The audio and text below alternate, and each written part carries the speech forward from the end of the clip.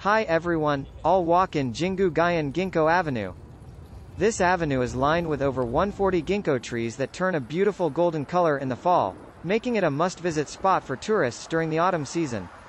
The avenue is situated near the Meiji Jingu Shrine, one of Tokyo's most famous and historically significant shrines, and is surrounded by many other cultural and sporting attractions, including the National Stadium and the Olympic Stadium.